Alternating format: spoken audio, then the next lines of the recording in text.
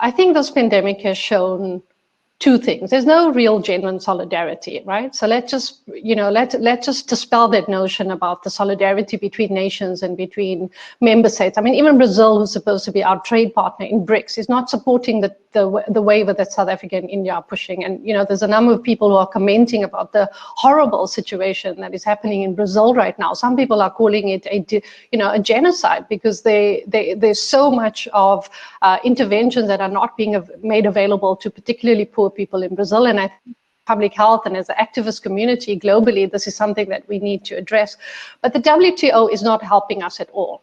And even though it has its first Black woman African DG, I think there's a fundamental problem with the way in which the World Trade Organization is set up. I think this pandemic, this is the second thing it has shown, that the WTO will never be our ally in trying to secure access to life-saving medication for people in the global south. If you thought the Doha Declaration was going to do that, this pandemic has shown that it will not. What it is instead interested in is these very non-transparent schemes and systems where you still prioritize intellectual property and you still prioritize the knowledge that is being hoarded through what we call monopolies. And so we're never going to move towards a system where the trade regime, which is embedded within the WTO, is going to treat medicines as a public good, is going to treat it as something that is necessary to achieve the highest sustainable standard of health. So I think we have a fundamental political and systemic problem about how much power the WTO gets to exercise and influence in the middle of a pandemic versus what you really need, which is the World Health Organization.